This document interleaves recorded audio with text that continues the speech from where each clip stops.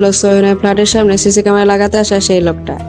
সে আসলে সোহেনকে মিথ্যা বলেছিল যে পুলিশ তাকে সিসি ক্যামেরাটা লাগাতে বলেছে, কিন্তু সে আসলে নিজেই সোহেনের উপর নজর রাখতে ক্যামেরাটা লাগিয়েছিল, যার কারণে সে সোহেনের দরজার কোডটাও জেনে যায়। আর ক্যামেরার অ্যাক্সেস তার কাছে থাকায় সে any time any footage delete করতে পারত। এর জন্য মূলত সোহেন বা পুলিশ খুঁজে বের করতে পারতো না যে সোহেনের বাসায় কে ঢুকতো। এটা সোহেনকে কিডন্যাপ করে গাড়িতে করে নিয়ে যাওয়ার চেষ্টা করে, কিন্তু তখনই সেখানে ডিটেকটিভ না চলে আসে এবং সে তার গাড়ি নিয়ে স্ক্যামারকে ফলো করতে থাকে। ততক্ষণে ডিটেকটিভ জোয়েরও জ্ঞান ফিরে আসে, সেও তাদের ফলো করতে শুরু করে। কিন্তু স্ক্যামারটা তার গাড়ি দিয়ে ডিটেকটিভ নায়ের গাড়ির অ্যাক্সিডেন্ট করিয়ে দেয় এবং তাতে নায়ের মর্মান্তিক মৃত্যু হয়। তখন স্ক্যামার ও সোহেনও বেশ আহত হয়, কিন্তু ডিটেকটিভ জো তাদের কাছে আসতে আসতে স্ক্যামারটা সেখান থেকে পালিয়ে যায়। শুধু সোহেন স্ক্যামারের মুখ দেখতে পেয়েছিল, তাই তাকে দিয়ে স্ক্যামারের একটা স্কেচ বানানো হয়। কিন্তু এমন আতঙ্কে থেকে এবং অ্যাক্সিডেন্টের কারণে সোহেন তার চেহারা ক্লিয়ারলি মনে করতে পারছিল না। অন্যদিকে নায়ের মৃত্যুর কারণে জো অনেক ভেঙে পড়েছিল, কারণ তারা দুজন খুবই ভালো বন্ধু ছিল। সে কিছুতে নায়ের মৃত্যুটা মানতে পারছিল না। ওদিকে স্ক্যামারটা বেশ কিছুদিন ধরে সোহেনকে কোনো রকম হয়রানি করছিল না, তাই সিনিয়র অফিসাররা ঠিক করেছিল তারা এই কেসটা ক্লোজ করে দিবে, কারণ তারা ভেবেছিল সেই স্ক্যামারটা হয়তো মারা গিয়েছে। তখন জো তাদের কথায় অসম্মতি জানায়। সে কোনোভাবে এই কেসটাকে সমাধান না করে ক্লোজ করবে না, তাই সে সোহেন ও তার একটা কলিগকে নিয়ে একটা প্ল্যান তৈরি করে ফেলে। কারণ তারা আগে থেকেই জানতো স্ক্যামারের কাজই হলো সেকেন্ড হ্যান্ড জিনিস নিয়ে মানুষের সাথে ফ্রড করা। বলা যেতে পারে এটা তার একটা অবসেশন ছিল। তাই তারা জয়ের কলিগের নামে একটা ফেক প্রোফাইল বানিয়ে ফেলে সেই ওয়েবসাইটে। তারপর স্ক্যামারকে টার্গেট করতে সেকেন্ড হ্যান্ড জিনিস কেনার বিজ্ঞাপন দেয় এবং তারা বিভিন্ন রকম সেকেন্ড হ্যান্ড জিনিস কিনতে থাকে স্ক্যামারকে খুঁজে পাওয়ার আশায়, কারণ তাদের বিশ্বাস ছিল তারা যে করেই হোক তাকে খুঁজে বের করবে। শেষমেশ তারা একটি মেয়ের প্রোফাইল থেকে সেকেন্ড হ্যান্ড জিনিস কেনার অফার পেয়ে যায়। সেই প্রোফাইলটা মেয়ের হলেও সে এসেছিল একটা ছেলে হয়ে, মেয়েটার ভাই সেজে।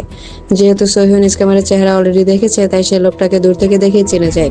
কিন্তু সোহেন সেখানে ছদ্মবেশে গিয়েছিল, তাই লোকটা তাকে চিনতে পারে না। সে না বুঝে তাদের ফাঁদে পা দিয়ে দেয়। সোহেন তার রুমে গিয়ে তাকে বলে, তুমি বাইরে ওয়েট করো, আমি তোমার প্রোডাক্টটা চেক করে তোমাকে পেমেন্ট দিচ্ছি। তার কথা মতো লোকটা বাইরে ওয়েট করে। সোহেন ভেতরে গিয়ে দ্রুত জোকে কল দেয় এবং সেখানে আসতে বলে, কারণ জো দূর থেকে তাদের ফলো করছিল। ঠিক তখনই স্ক্যামারটা পেছন থেকে সোহেনের উপর আক্রমণ করে, তাকে অজ্ঞান করে দেওয়ার চেষ্টা করে। স্ক্যামারটা আগে থেকে তাদের প্ল্যান বুঝতে পেরেছিল। সে সোহেনকে মারতে থাকে। তখন সে একটা শব্দ শুনতে পেয়ে চেক করার উদ্দেশ্যে গেলে সোহেন তাকে ভেতরে রেখে বাইরে থেকে লক করে দেয়, কিন্তু স্ক্যামারটি দরজা ভেঙে বাইরে বের হয়ে আসে। সোহেন কিছু বলার আগেই তার উপর আবার আক্রমণ করে বসে। তখন সেখানে ডিটেকটিভ জো চলে আসে এবং স্ক্যামারকে ধরে ফেলে। তখন তাদের মধ্যে হাতাহাতি শুরু হয়ে যায়। স্ক্যামারকে নিয়ে জো নিচে লাফ দেয়, যার ফলে তারা দুজনেই গুরুতর আহত হয়।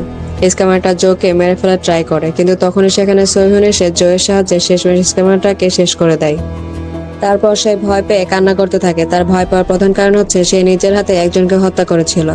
তবে সে মনে মনে হ্যাপি ছিল যে স্ক্যামারটা শেষ পর্যন্ত তার জীবন থেকে বিদায় নিয়েছে। এরপর একবারে আমাদের কয়েক মাস পরের সিন দেখানো হয়। আমরা দেখতে পাই সোহেন বর্তমানে বেশ হাসি খুশি রয়েছে, কারণ সবকিছু স্বাভাবিক হয়ে গিয়েছিল এবং তার লাইফটাও বেটার হয়ে গিয়েছিল। এমনকি সে তার কোওয়ার্কারদের সাথে কিভাবে ডিল করতে হয় সেটাও শিখে গিয়েছে। মুভির শেষ দৃশ্যে সোহেন দর্শকদের উদ্দেশ্যে বলে, যার জন্য এত কিছু, যেটার জন্য একজন পুলিশ অফিসার খুন হয়েছে, আমি একজন স্ক্যামারকে নিজের হাতে খুন করেছি। মানে এত কিছু ঘটে যাওয়ার পরও আমার মনে হয় না আদৌ অনলাইন স্ক্যাম বন্ধ হয়েছে। এসব ফ্রড, চিটিং, স্ক্যাম সব আগের মতোই রয়েছে, কোনো কিছুই বদলায়নি। তার এই কথাগুলোর মাধ্যমে মুভিটা শেষ হয়ে যায়।